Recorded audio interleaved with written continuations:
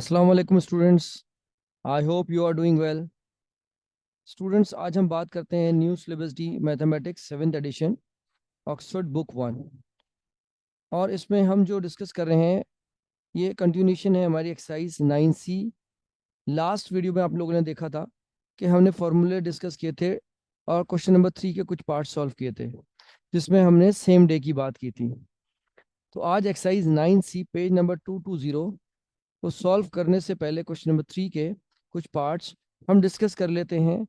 कुछ केसेस किस तरह से हम इन डिफरेंट डे की जो डेटा है, जो वैल्यू है, उसको कैलकुलेट कर सकेंगे। तो गेट रेडी स्टूडेंट्स। हमारे पास एक केस नंबर 1 है, you can see on my screen, जहाँ departure time is given 21:55 Monday, journey time is 9 hours 18 minutes, arrival time is unknown and it's written Monday to Tuesday. It is clearly mention that the day is changing. So अगर इस तरह की situation हो, आपको data में ये नज़र आ रहा हो कि अगर आपका डेटा या जो ट्रैवलिंग है वो पीएम से एएम की तरफ अगर जा रहे हैं, तो इसका मतलब ये है कि आपका डे चेंज हो रहा है। अपनी कन्वीनियंस के लिए आप जो भी आपके पास टाइम दिया हो, आप उसको कन्वर्ट कर लें 12 hour क्लॉक में, और आप उसको जो जर्नी टाइम के आवर्स और मिनट से ऐड करके देखें कि डे सेम है और डे चेंज है। अगर डे चेंज हो रहा है तो आप यहाँ लिख दें डे इज चेंजिंग। ये आपको अपनी सहूलत के लिए लिखना है डेटा में। अब आप देखें कि इसका बेनिफिट आपको क्या होगा। अब according to the data we have departure time given, journey time given, so we have to use this formula. Arrival time is equals to D T stands for departure time and J T stands for journey time. ये हम अपने last video में discuss कर चुके हैं। आपके पास departure time दिया हुआ 21:55 और जर्नी टाइम आपके पास कितना दिया हुआ है 0918। इसका मतलब 9 hours 18 minutes को आप ऐसे लिखेंगे। अब स्टूडेंट्स, उसके लिए आपको रफ कैलकुलेशन यूज करनी है। रफ एरिया आप यहाँ ऐड कर लें 21:55 को। जब आप ऐड करेंगे 0918 में, तो ये क्या बन जाएगा। आप याद रखिएगा कि ये वाले जो दो आपके डिजिट स्लॉट हैं ये आर के स्लॉट हैं और ये मिनट स्लॉट हैं। इसके अंदर आपने इसको चेक करना है कि आपके पास जब भी ये कन्वर्जन आए मिनट्स टू आर और आवर्स टू मिनट, आपको नॉर्मल कैरी नहीं लेना, बल्कि यहाँ 60 मिनट्स या 1 hour की जो मूवमेंट या रिप्लेसमेंट होगी। 8 + 5 = 13, 1 goes कैरी, 5 + 1 6 and 1 7, तो 73 मिनट्स हो गया। And when you add 21 and 9 it becomes 30। अब कोई भी डे के अंदर 30 आवर्स तो होते नहीं है। सिंपल, इसमें से आप 24 hour को माइनस कर दीजिए। यानी पहले आपने ऐड करना है, then you have to subtract. अब आप सब्ट्रैक्ट करेंगे तो आपके पास क्या आ जाएगा। यहाँ से आपने देखा कि कोई चेंज नहीं है, तो 73 एज इट इज एंड 06। अब अगेन 73 डजंट एग्जिस्ट। आप क्या करेंगे, इसमें से 60 मिनट्स को कन्वर्ट कर देंगे आर में, और वो 1 hour में यहाँ पे ब्रैकेट में लिख देता हूँ। 73 में से जब आपने 60 मिनट्स माइनस किए तो ये बचे 13 मिनट्स, एंड 6 + 1 बिकम 7। तो हम ये कह सकते हैं अपनी कैलकुलेशन में 3073 - 2400। आपने जब इसको सब्ट्रैक्ट किया तो आपके पास आ गया 0673। और आप यहाँ पे लिखेंगे कि आपका डे चेंज हो रहा है, that was Monday, now it is Tuesday. तो आपका ये केस नंबर 1 हमने सॉल्व कर लिया। अब हम बात करते हैं केस नंबर 2। अब सिचुएशन हमारे पास केस नंबर 2 की क्या है, तो आपने क्या करना है, यहाँ लिख लेना है कि डे इज चेंजिंग। अपनी सहूलत के लिए आपको फॉर्मूला याद आ जाएगा कि आपने डे चेंज पे फॉर्मूला कौन सा यूज करना है। अब हम चलते हैं अपनी वर्किंग की तरफ।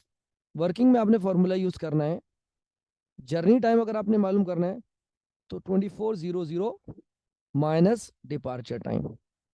अब आपके पास 2400, अगर आप देखें हम रफ कैलकुलेशन कर लेते हैं यहाँ पे। इसमें से आपने माइनस करना है 2255 को, जो कि आपके क्वेश्चन में वैल्यू दी हुई है। अब फिर ये आपको यहाँ समझा दूं, ये आर स्लॉट है और ये मिनट स्लॉट है। तो जब आप इसे 1 hour कैरी लेंगे तो ये हो जाएगा 60। अब 60 में से आपने 5 को माइनस करना है, ठीक है। तो यहाँ क्या बचेगा 5, और आर स्लॉट में बनेगा आपके पास 01 यानी 1 hour। अब आपने क्या करना है, इस कैलकुलेशन के बाद जो आपके पास क्वेश्चन के अंदर देखें, आपके पास जो टाइम दिया हुआ है अराइवल टाइम, आप उसको यहाँ पे ऐड कर दीजिए। So simple. ये कॉन्सेप्ट है जब डे चेंज हो रहा हो, तो अगर आप इसको ऐड करेंगे तो it becomes 10 and it become 7। तो हम यहाँ लिखते हैं अपनी कैलकुलेशन में कि सब्ट्रैक्शन के बाद आपके पास क्या आया, then you add arrival time. ठीक है, और आपके पास अराइवल टाइम कितना दिया हुआ था, हम यहाँ पे इसकी करेक्शन कर लेते हैं। अराइवल टाइम आपके पास दिया हुआ था 0605। तो अब आप इसमें ऐड कर लीजिए 0605 को, हमने रफ वर्किंग में कैलकुलेशन में ऑलरेडी शो किया हुआ है, तो ये बना 710। As you know that journey time is the duration, so we have to write in hours and minutes. So we can say that our journey time is 7 hours and 10 minutes. This is case number 2. Now let's move towards case number 3. In case number 3, data is given, journey time 8 hours, arrival time 0635, departure time is unknown this time. अब फिर आप यहाँ पे देखें कि आपके पास day same है, change हो रहा है। अगर आप ये देखें 6:35 ये AM है, 8 घंटे अगर आप पीछे जाते हैं तो इसका मतलब डे जो था वो डिफरेंट था। तो PM से आप AM में आ रहे हैं तो डे इज चेंजिंग है, आप लिख लें डे इज चेंजिंग। अब इस सारी कैलकुलेशन के अंदर आपने बहुत ख्याल रखना है कि आपका फॉर्मूला सेम डे या डिफरेंट डे का अकॉर्डिंग टू डेटा हो, वरना आपकी कैलकुलेशन कभी भी ठीक नहीं आ सकती। तो अब हम चलते हैं अपनी वर्किंग की तरफ। हमारे पास सबसे पहले यहाँ पे डिपार्चर टाइम अगर आपने कैलकुलेट करना है तो डिपार्चर टाइम के लिए आपको क्या करना पड़ेगा, 2400 प्लस अराइवल टाइम। अब आप यहाँ पे जो भी आपके पास अराइवल टाइम दिया हुआ है, सबसे पहले आप इसको ऐड कर लें 0635।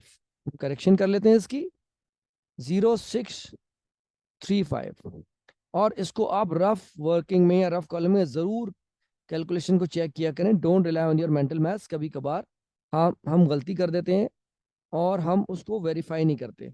अब आप इसको ऐड करेंगे तो इट बिकम्स 35। अब आपने क्या करना है, आपके पास कितने आवर्स की ट्रेवलिंग या जर्नी दी हुई है, 8 आवर्स की। आपको पता है 30 आवर्स डजन एग्जिस्ट, तो आप उसमें से माइनस कर दें 8 आवर्स को। तो अब आप माइनस करेंगे तो क्या बचेगा आपके पास, जी। अगर आप ऐसे कैलकुलेट करें तो ये बचेगा 0। 30 में से 8 को आप माइनस कर दीजिए, और रफ कैलकुलेशन बहुत ज़रूरी है स्टूडेंट्स, वरना आपके पास जो है गलती के बहुत ज़्यादा चांसेस हैं। 30 में से अगर 8 माइनस कर दें तो इट बिकम्स 22। तो यहाँ आपके पास सब्ट्रैक्शन के बाद जब आपने 0800 को माइनस किया इसमें से, तो आपके पास बचा 2235। This is your departure time. Students, आज हमने डिस्कस किए अपने टाइम के केसेस जिसमें डे चेंज हो रहा था। Case number 1, case number 2, case number 3।